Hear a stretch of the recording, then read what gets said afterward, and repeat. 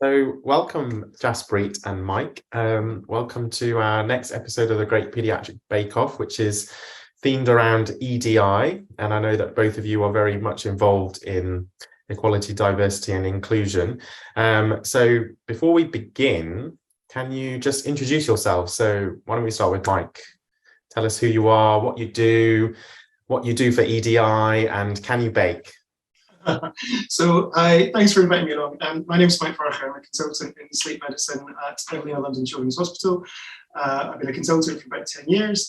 My EDI work is very much around about LGBT plus inclusion and healthcare, particularly for young people, but going beyond that, and has been focused through the Rainbow NHS Badge project over the last few years. Can I bake? Yeah, I think I can. I've made a few little mistakes sometimes when following recipes, but generally I'm all right at baking. Good. And Jaspreet? So yes, I'm Jaspreet Kaur. I am part of soft landing, and that's how I got involved in EDI work. In terms of baking, I'm not very good at baking. I have one or two recipes that I have successfully done. So I can concentrate on those. I'm very bad at venturing into new ones, just in case they don't work out. So we're going to try and make Persian Love Cakes. So let me just check if you've got all the ingredients. So have you got ground almonds, 240 grams? That's a lot of ground almonds, by the way, but yes. 135 grams of demerara sugar, 135 grams of soft brown sugar, 50 grams of buckwheat flour, and if you don't have buckwheat flour, it doesn't matter, just any flour will be fine. So brown flour, basically. 80 grams of unsalted butter, which should be like cubed and in the fridge, if possible. You'll need some salt, 160 grams of Greek-style natural yogurt, 90 grams of eggs, and then either some mahleb or some almond extract, and then a bit of nutmeg. So first things first is to preheat the oven. So it should be 160 degrees if you're fan assisted or gas mark 4, or 180 degrees if you're not fan assisted.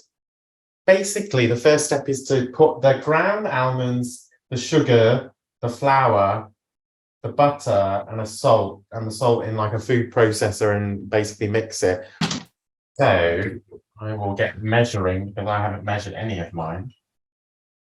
So Mike, you said to me that you did the Rainbow Badge program. Yeah, indeed. So tell me a little bit about that while I'm sorting out my ingredients. I cheated, so I think I pre-measured, so I've got a little bit of time. The Rainbow Badge project is one of those things that I think was a bit of a lightning in a bottle. It was a thing that happened almost by accident, and then I think it just engaged in a way that meant that it was able to grow and become something a little bit more meaningful, I guess. So it started off as one of these random things on Twitter, of all places, where we took the idea of putting together the Rainbow Pride flag, the Rainbow NHS, the NHS logo, sticking them together and turning them into a little badge.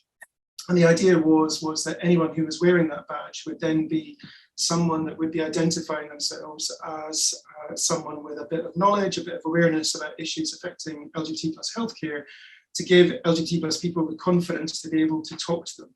So we know that one of the real challenges for LGBT plus people accessing NHS healthcare is that many of them still don't feel confident that they're going to be able to have a clinician who understands their needs, who is going to speak to them in an appropriate way, is going to be able to see them for who they are, I guess. And the badge was just meant to be a way of trying to identify that. And it started off as a little thing on Twitter. We financed it just amongst myself, a small number of friends, and sent them all out as prototypes. There was about 100 of them originally. And it was one of these things that just then really took off on Twitter. It was, people really responded to the idea. The first few people wearing them were telling us about the stories of, as clinicians, of the interactions they were having with patients and families that they might not have had before, about people starting conversations. And they were saying, well, we've never had these types of conversations before, but something about the badge was just triggering people to talk to them in a way they hadn't before. And then we got a lot of demand for people going, we want one, we want one, we want one. And I guess the important thing about the project was from the very beginning, we didn't want it to be just a piece of bling, basically. We wanted it to mean something, and we wanted it to be something where if you were wearing it, it was an idea that that person was going to be in a position to support and help. So we took some time. We took the project back to Evelina London, which is where I work, and we basically worked it up in a model to try and make sure that it had a bit of substance behind it. So we thought about kind of a very minimal level of training, because it's difficult to put in place big structures when you're just doing things off your own back, but a kind of a minimal level of training that people would have to have, how that would embed. And we embedded the concept that people had to sign up to it, to pledge to say, actually, this is a responsibility that I accept in taking it.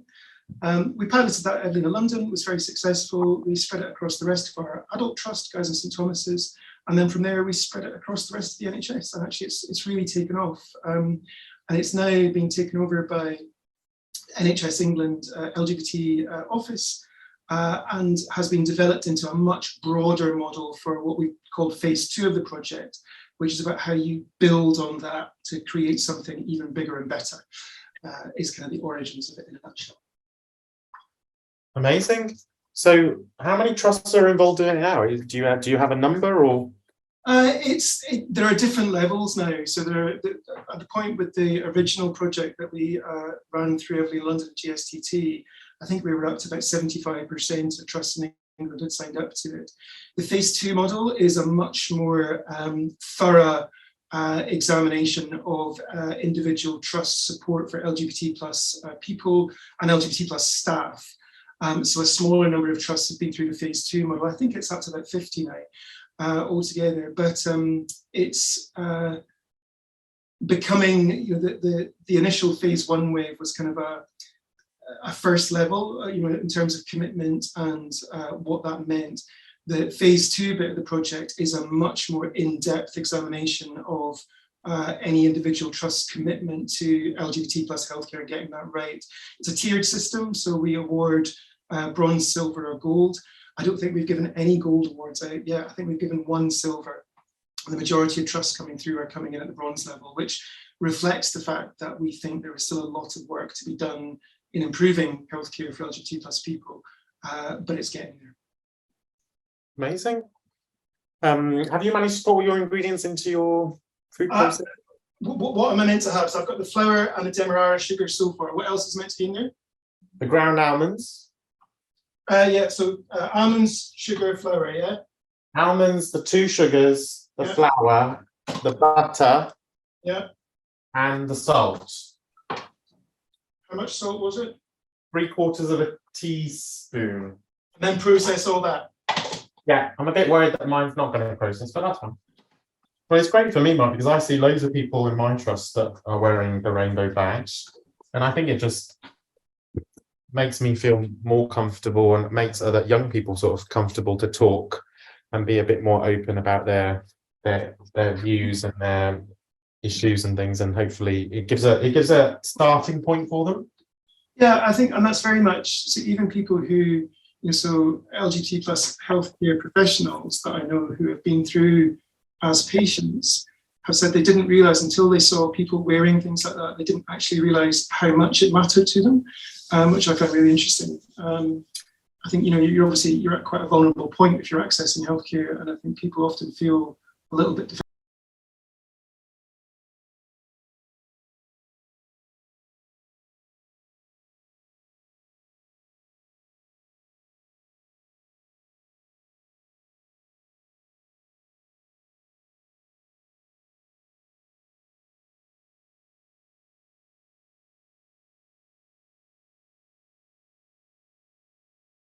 How's it going, Mike? How's it going, Jasper? It's okay. I just have to do it in bits because my food processor is really tiny. Oh, that's okay. Well, I'm doing it in this juicer thing, so this is. What are we meant to be aiming for here? Because it's all dry, isn't it? So it's just it's kind of just like breadcrumbs, really. Yeah. Okay. Cool. I think it might be there. And I mean, if you can't get it all mixed, then you can just kind of almost do it by hand anyway. Yeah, that looks good. Is that what it's meant to look like? I think that's what it's meant to look like. Might look like this, but... And then get it into a bowl. Just put it into a bowl. Okay.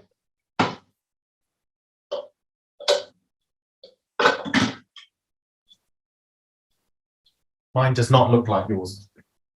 How are you getting on, Jaspreet? So I've mixed everything that you told us to put processor into a bowl. Excellent, cool. So while I'm mixing mine a little bit more, so you said that you're part of Team Soft Landing. Yes. And so how long have you been part of them? And so what do you do for those people that don't know about Team Soft Landing? I know quite a lot about them. But what is the sort of aim of Team Soft Landing and what are your goals? So I think I've been a member since just before lockdown. It's Wow. been 3 years now. And to be honest, the first time we met as a team physically was during the Royal College conference. So we'd never met each other. It was all virtual. It's Wow. an initiative that was started by 2 people who were the leaders of Soft Landing, Nadia Bashir and Habab Essa. They're 2 individuals who are both in pediatrics, very passionate about supporting IMGs. They were just discussing ways of supporting IMGs on a training journey. And they came up with the whole concept of why don't we form a group to support them? And that led to this whole initiative that's a very big thing. It now has several followers, and I think all of them are volunteers. They're all IMGs. A few are not IMGs, but they do have some background in IMGs. They know someone they want to support, so they've volunteered for the project. Our aim is very simple, to provide a home away from home. I think we realized we've all had struggles entering into the country, establishing a life here, establishing a career in pediatrics. It's a long, lonely journey. You don't have people with you. So our aim was just to get people to support you. You don't have to look around. There's actually a defined route for you to go through.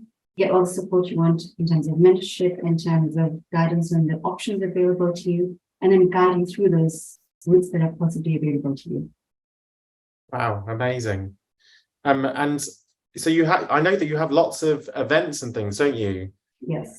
For IMG trainees, and actually you invite any trainees or any pediatricians really. So you don't have to just be limited to being an IMG, but it's a lovely little community, not little really, big community that you have. I think it's, so I think the whole idea was to make it very easy to access. So most of the events are free and they're normally oversubscribed. So normally we have people who want to be on the waiting list and join. And the idea is not just to provide information, it's to provide a forum for you to practice. So you practice mock interviews for ST3, ST4 interviews, ST1, ST2 interviews. And you know, for most courses, they charge quite a bit. And as IMGs, you cannot afford that. And you tend to fail quite a few times if you spend that kind of money every time you're doing a trial. It can be quite costly and it can be quite discouraging. So I think this is a way to provide a financially viable option but still get the same level of support you get in a paid course. Nice.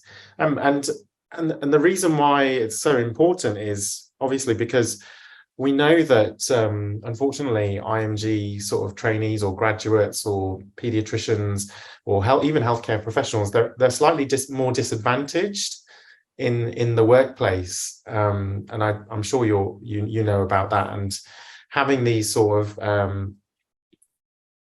courses and meetings and support available for them is trying to bridge that barrier and bridge that gap between the discrepancies, I think, between non-IMGs and IMGs. Is that correct? Yes. So I think one of the things we realized is, for example, when you enter into an interview or even when you're entering ST1 or ST4 interview, you don't really know what to expect. If you've trained in this country before entering into pediatric training, you almost into the system, you know what they're looking for. You're shaped that way. As an IMG, your communication is very different. Your understanding of process is very different. So you have no idea. Thus, I think when you enter into those steps, because you don't have the knowledge, you also lack confidence because you've not really adjusted culturally to the environment. To put those 2 factors together, you're very disadvantaged.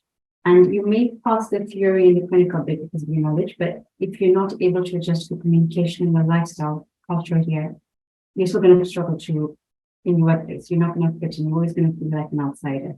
So there's a lot more to it. And I think that's why we try as much as possible, not just to focus on the career aspect, but to also focus on the cultural and lifestyle aspect. Nice. I'm just going to get another bowl. So you need to get about 430 grams of your mix into another bowl. Ooh. Okay. Is that your own last bowl, Mike? No, just thought I'd done with my scales. You thought you were done with what? With the scales. Oh, no. 430. Yeah, roughly-ish.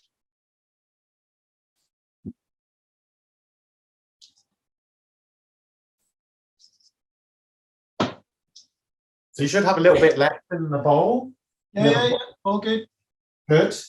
And then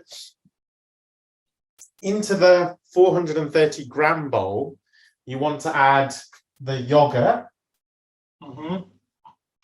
which is 160 grams. So Jaspreet, when did you start working in the country? Have you been here a long time? And how have you found it? It's been an interesting journey. I came here 7 years ago when I got married. I was out of practice for 2 years. I think that again was my lack of, or maybe my overconfidence, the lack of understanding of the system. So I planned to do my MRCPCH exams and get GMC registration through that route. I wanted to avoid going back to lab and doing all that knowledge again.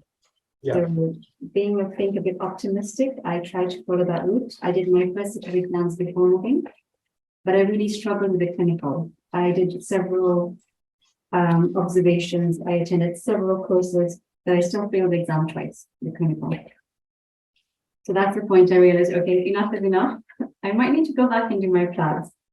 So I went and did my PLABs, passed that, entered into a job, worked for about a year, then moved jobs, went to a tertiary center, and there was a lot of support in terms of getting support at the clinical exam. And that's when I thought, okay, I'm getting the right support, I can reattempt again.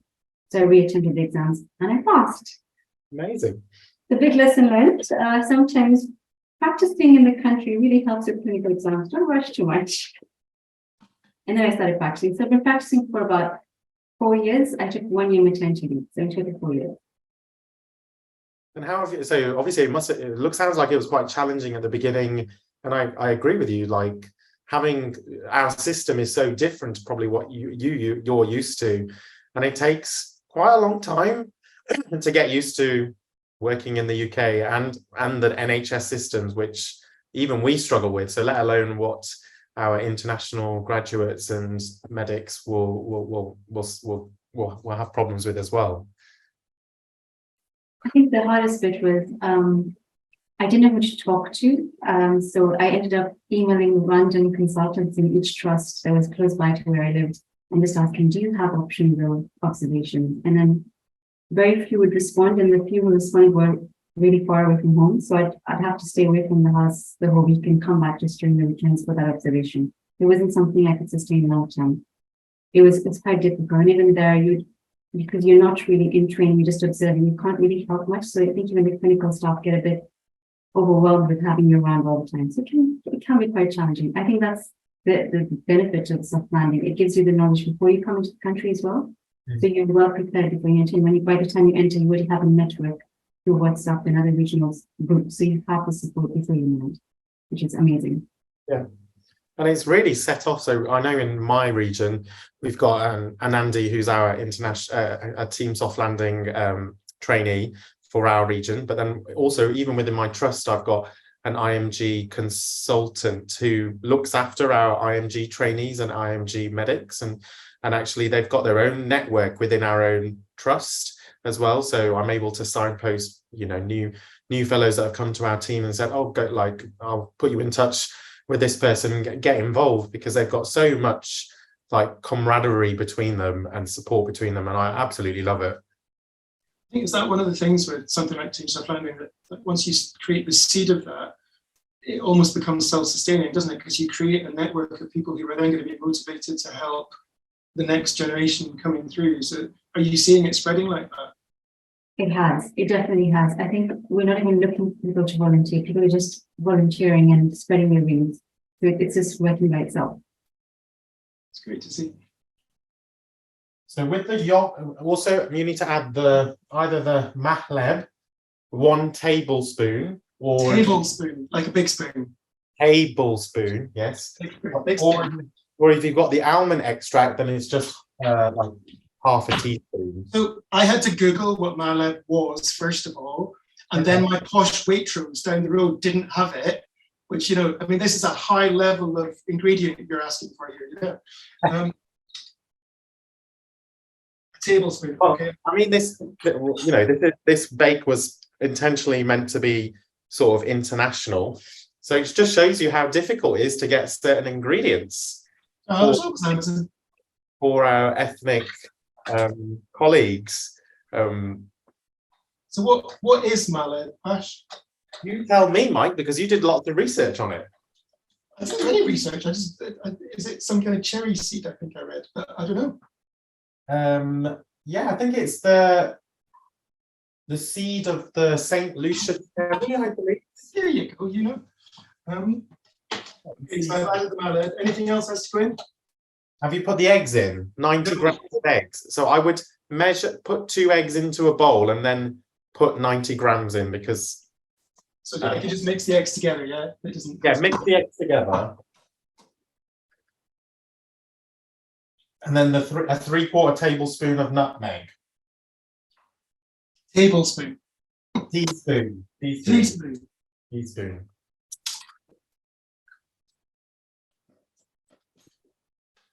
The question to you both.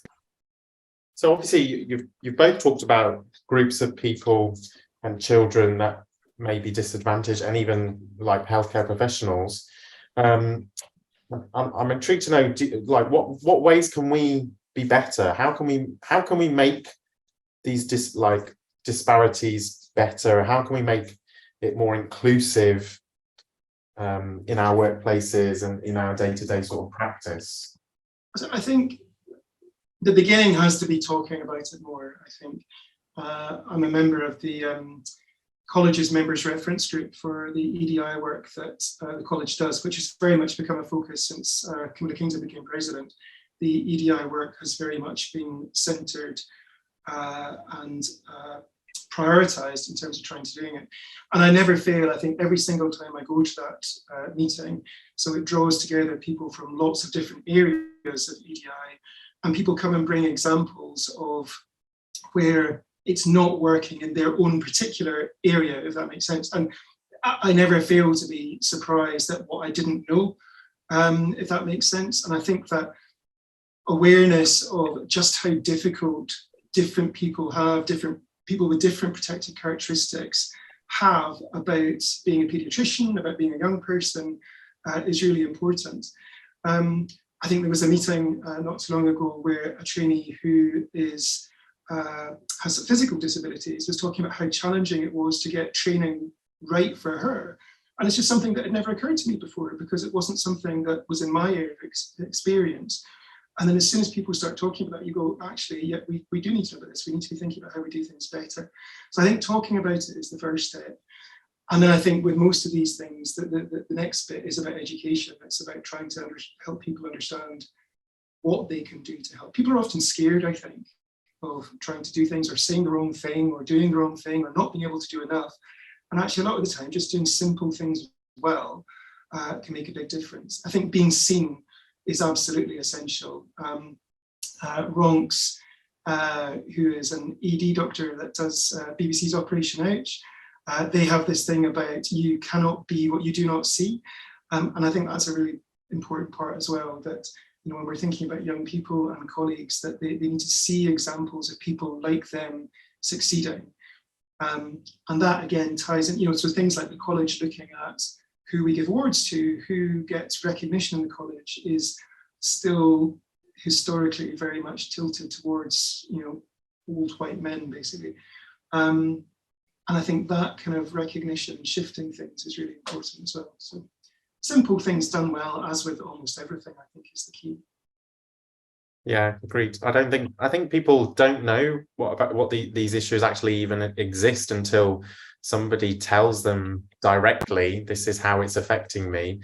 And then, because you can't it's very difficult to put yourself into their shoes almost when it comes to such a personal thing, like having a disability. Like I remember, this is a very simple example. When I broke my arm recently, and I was in a cast for only a week. And so basically I had no arm for 1 week.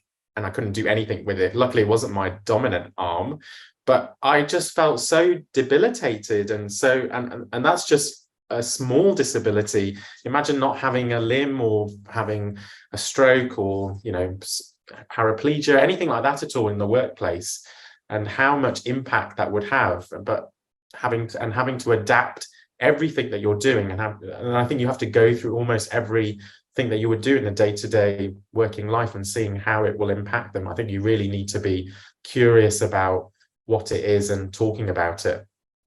Jaspreet, what do you think? I think it's at two levels. I think locally, just within each trust, because that's where the individual will be working much of the time. I think simple things like what we're doing now, making a cultural dish available in the staff cafe, just make something like they're back home, or doing something like celebrating certain religious events or certain special days in each particular culture, commemorating it in a particular trust, making it a trust-like thing, just makes you feel like, okay, they're actually recognizing that I'm here, even if it's not for that particular individual. You feel like your home is being brought into that trust.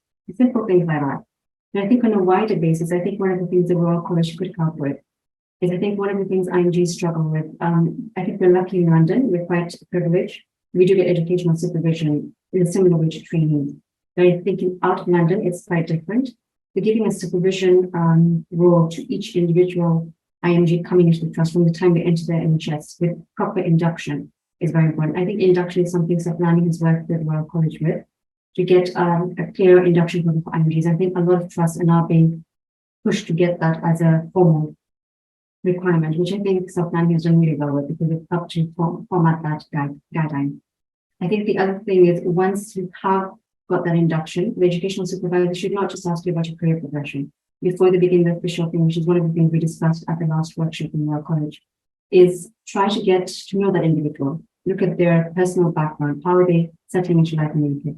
That's not part of the formal process, but just asking those questions makes a big difference. It makes you feel like, actually, this person is trying to understand me before just looking at my, requirements that I'm expected to do. It makes you feel like an individual. So the simple things, I think, are much more important than us targeting the bigger things. Those will come, but if we start with the small things, then the bigger things will be much easier to implement, because we'll recognize what the challenges are by talking to individuals.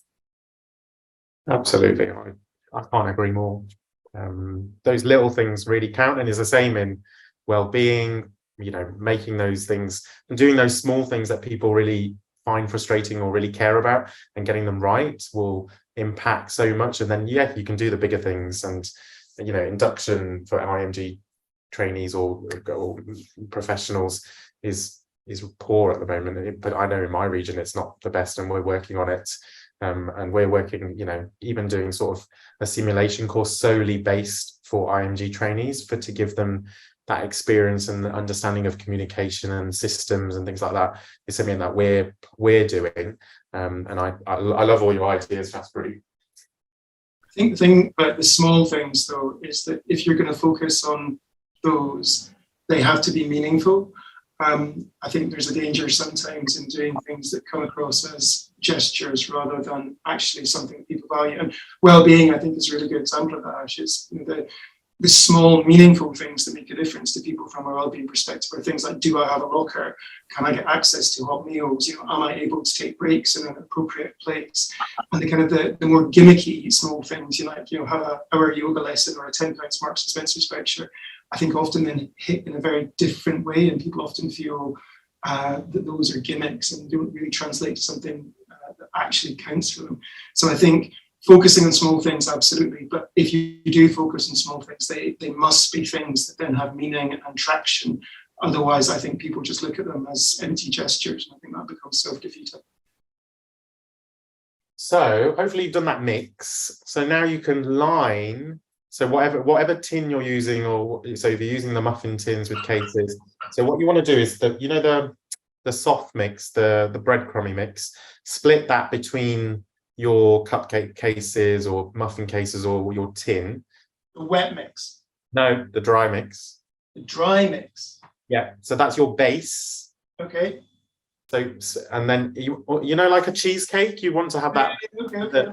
The crumb at the bottom. So this is what I want. How many? I've got 12 muffin cases. Should I have enough dry mix to do 12, or how many am I aiming for here? You should have enough, so you should only be filling it like by a third of the way up, max. It depends what tin you've got as well. But you really want it in there, and then you really want to compact it down. Okay.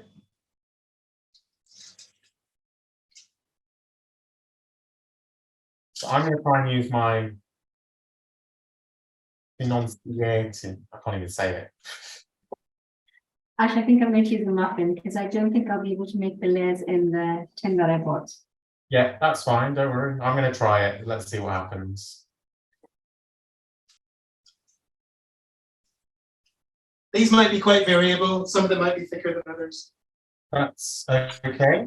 Variation is good. We are we like differences. Mike, what do you find about like experiences for LGBTQ plus people within the workplace and children? Do you think they're disadvantaged, and what can we do for that group? Because I know you've got a lot of expertise in that area. I think, sorry, I'm just trying to find a rolling bit cases. I think a lot of the time, so for young people, I think that the most important thing is whether they feel that they can be open and honest about that aspect of themselves, which I think is often not the case. And it does often lead to difficulties in accessing healthcare for other reasons if they don't feel confident that they can come and talk about that. So that bit I think is really important. For LGBT plus adults, if they've had bad experiences, then it can stop them accessing healthcare for any reason. So if you've been to see your GP, your practice nurse, and you felt that they have treated you in a way that is not appropriate, or you've maybe made feel uncomfortable, it means you're going to be a bit more reluctant to go and see them again in future for anything.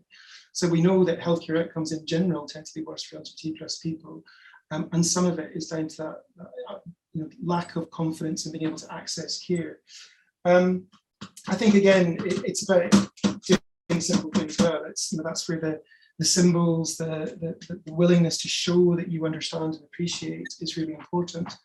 And then I think it's just about modeling good care. It's about being inclusive. It's about recognizing, getting people's names right, getting people's pronouns right, making sure that when you're talking about relationships that, so for young people, for example, it's really easy if you've got a girl in front of you to talk about, have you got a boyfriend?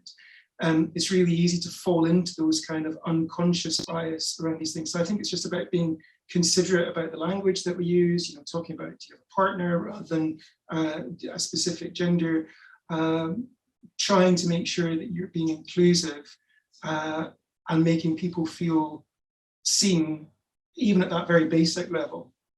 I can't remember what your question was now. Does that answer it? No, that's what I answered for. So maybe because I think there's a lot of negative sort of need for attention for these issues as well. I don't know how you feel, but that's what I seem to find. It's always the negativity that seems to highlight it. And I absolutely think that's one of the biggest challenges. So I grew up in the 80s where there was a lot of hostile media about gay men in particular in the 80s, and it was often very much linked to the concept, that a gay man is a paedophile, and these were the common beliefs that were around. When I teach on this, one of the statistics that still staggers me is that 75% of the British public in the 80s would have been actively non-supportive of people expressing a gay identity. That was just seen as something that wasn't right in the 80s. That's a staggering figure. I still have to go and talk to you every time. And growing up with that kind of media hostility means that you feel scared to express yourself, scared to say that is who you think you are. You internalize all that. It causes a lot of secondary difficulties, I think, when you can't feel free to be who you are. And I think we're now seeing a lot of that again. So lots of things are better than when I grew up in the 80s, but actually the media environment right now, the cultural environment right now for LGBT plus people in this country is not heading in a positive direction. we are seeing retrograde steps compared to where things were, 10, 15 years ago. And all those stories are very prominent. The front pages of the papers this week again have focused. The government are trying to push through new guidance in schools for trans and gender diverse kids and young people. And it's all been done in the media. They've not released it properly as a law yet. They've leaked it to the media. It's very hostile towards trans and gender diverse young people in particular. It is then talked about in the media. There's lots of discussion, which makes those young people feel uncomfortable in the same kind of way that I was made to feel uncomfortable in the 80s. And because it's been done in this kind of very underhanded way, almost, where the government leak things to the media, it means that organizations like the college are a bit hand-tied about being able to officially comment, because it's not yet official policy. It's all being done through papers and all the rest of it, which I think is just a really uncomfortable environment for young people. And I think that's where we have a responsibility to be standing up and advocating for these young people, because it's very difficult to do that when you don't feel safe and don't feel secure to talk about who you are. And although a lot of the focus is on trans and gender diverse people, it's already beginning to spill over. And I think there is a definite retrograde feeling of support for LGBT plus people in this country and beyond. America's worse, which is quite scary. It's not great, really. I think we're that's why things like Pride and things are so important, and to still acknowledge that this is still a massive problem, and you might not be talking about it as much, but it's still there. Yeah, I think, and again, it's the same, the reason we co-opted the Pride symbol for the rainbow badge is exactly that. It's a symbol of togetherness and solidarity, and people always feel more confident when they see other people like them being able to be who they are. I think Pride is a really important part of that. It's great. So London Pride was a few weeks back, and it's great to see, you see families bringing young people along who are clearly working that out about themselves. And it's such a great thing to see, these young people seeing what it's possible, what it means to be LGBT plus in whichever way they are, and feeling safe and confident in that environment. It's a beautiful thing to see. And that's just the media that's giving them that pressure. Imagine all the other pressures that these people have from families, from culture, from workplace, their teams. I think one of the concerns that's about the current proposals from the government about changing some of the requirements in schools about trans and gender diverse young people is that the government are pushing very hard to say that if a young person comes out as being trans or gender diverse in school, that school then have a legal obligation to tell the family that. And actually it's been knocked back this week because that is actually illegal and breaks the terms of the Equality Act. But I think from a paediatric safeguarding perspective, we know that many LGBT plus young people are growing up in families where actually their family knowing that about them is not a safe thing for them. There's an organization called the Albert Kennedy Trust which exists entirely to support homeless LGBT plus people. And many of these are LGBT plus young people who have come out to their families and then been effectively disowned and have to go and make their own way. So coming out in any way is not always safe. And there's a huge degree, I think, of intersectionality around about that the attitudes towards sexuality, gender identity are different across different cultures. And some young people are even more vulnerable by coming out. So the idea that a school would actively out a young person to their family without checking that that's actually a safe thing for that young person, I think is a really worrying one from a safeguarding perspective. And if a young person hasn't felt confident to come out to their family, there's probably a reason for that. So I think these kind of things are really difficult. And obviously that is kind of bread and butter territory for us as paediatricians. It's, trying to think about how young people are appropriately safeguarded when we've got a government that seems intent on setting up things that are actively harmful potentially to these young people. It's a very difficult space to work in. It should be part of our curriculum and learning because it's such a big sort of problem. you know, just like any other public health Yeah. campaign or, you know, like vaccinations and like, you know, notifiable diseases, like this is a huge impact on people. I think we need more education in it. We're getting there. So the original progress curriculum has specific learning outcomes around about LGBT plus healthcare for young people, which is the first thing that had been included. So that is embedded in the curriculum. One of the challenges, though, is that many paediatricians who are delivering that training don't necessarily feel that they have the knowledge and expertise. And actually, a lot of the time, and that's what I was kind of saying earlier, that a lot of time people feel scared about it. A lot of it is just good general pediatrics. It's about being an open, receptive person who's going to listen to the young person, not judge them, and try and see what they can do to help. And actually, that's core pediatric skills. But I think because this is often such a lightning rod thing that people get really scared that if they stick their head above the parapet, that they're going to suddenly end up in Daily Mail or something. So I think that's the bit that I think we need to work on. We need to give paediatricians the confidence that there's a lot they can do just by being themselves, actually. And with a little bit of specific education and training around about LGBT plus specific stuff, they can be even more helpful. But I think a lot of people feel scared to do even the basic stuff because they feel like they don't know anything. And I think that's a difficult bit to navigate as well. But hopefully we're getting there with that as well. Slowly but surely, and things like the EDI working group within the college is hopefully tackling this head on. So have you managed to line your tins with your... Yeah, and then top it with the wet mix up to sort of 3/4 if you're doing it in your tins, I think.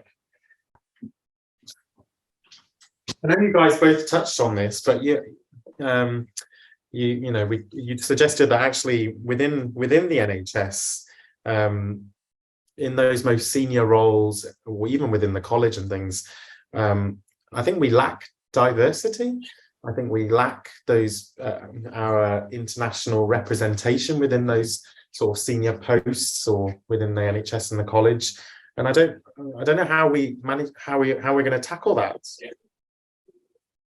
I think there's definitely a will to try and improve it. I think it's the difficulty, I think, is that if people haven't felt included for so long, it is difficult to cross that first step for people to start to become involved. And I think we are, and obviously I'm speaking from my own perspective, so I see things from a white male perspective into it, but I think there is beginning to be better representation coming through. I think the college does need to continue, and they are very committed, I think, to trying to make sure that this is done better. But I think it needs people to feel confident that it will track through, and that's the bit that I think they're just getting the confidence of people in just now.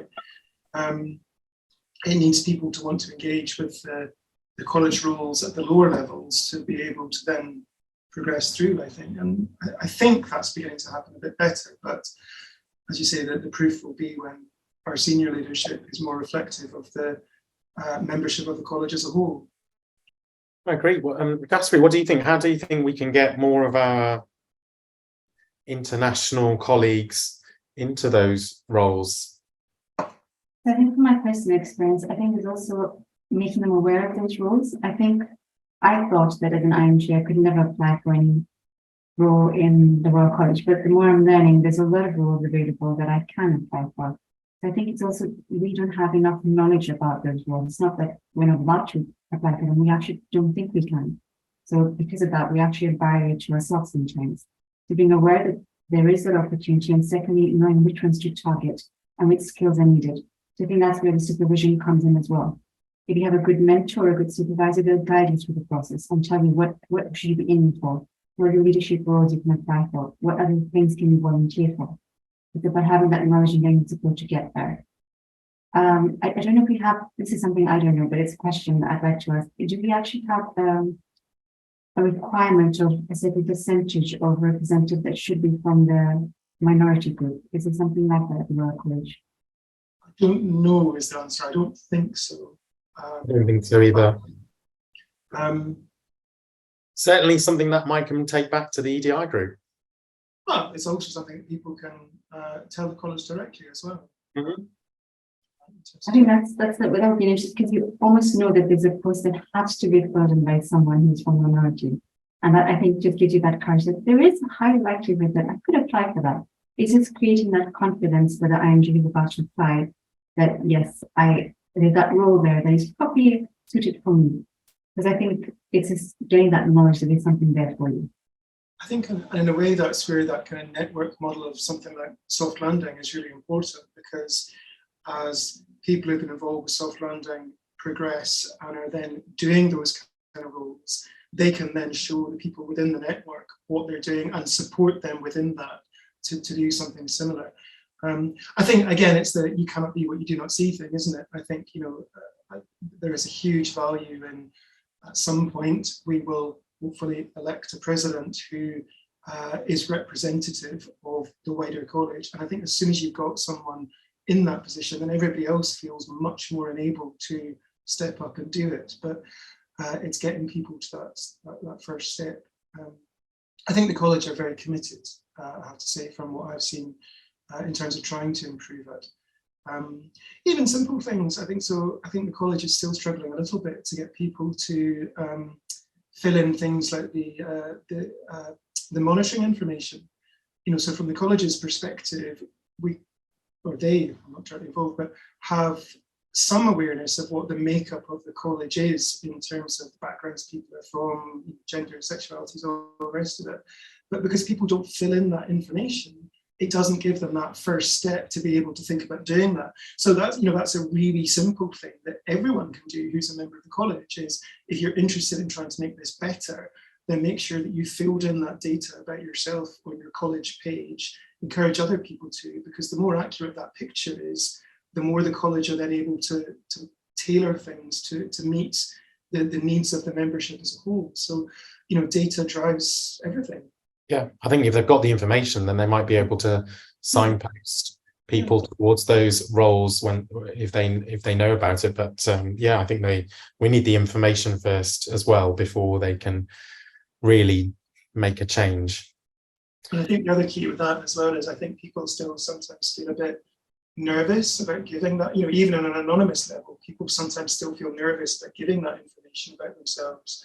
And obviously some things are more obvious than others, but that I think is a responsibility of the college, to make people feel confident that data like that is going to be used in a responsible, positive, progressive way, which I think it is. But I think a lot of people are still quite nervous about filling in that kind of data about themselves. And that applies beyond the college. It's I've just seen the results of the NHS staff survey for our trust, and I think about 15% of people responding to that didn't respond to the sexuality question. They said I do not want to disclose this piece of information about myself. And I think that's because a lot of people still feel nervous on some level about stepping forward and disclosing something that might not be obvious about them, even on that level. So that's the kind of bit that I think we have to work on. We have to give people the confidence that when we're doing work around about EDI, that it's positive and supportive. I think if people understand why they're asking those questions, and I think they will respond better. But I think how the forms are just like, oh, this is our equality monitoring, and people are reluctant to divulge that information because they're like, I don't know what this information is going to be used for. So I won't say, or I won't answer this, or I won't do it. So we need to reassure people and make that culture of that this is not going to affect you in any way. This is purely for us to make things better and for us to drive change. You can put your tins in the oven. Top shelf or middle shelf or what? Middle shelf for about 30 minutes. And you want to rotate it halfway through. Hey Siri, set an alarm for 30 minutes, please. Your alarm is set for 11:45.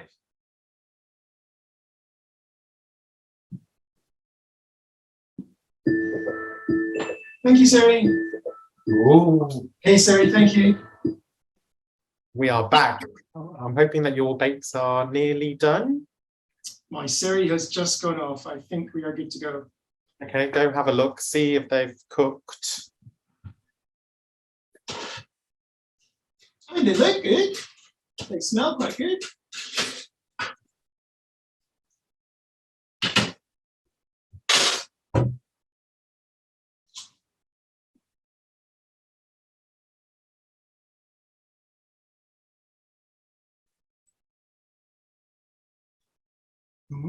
I like the shape of yours.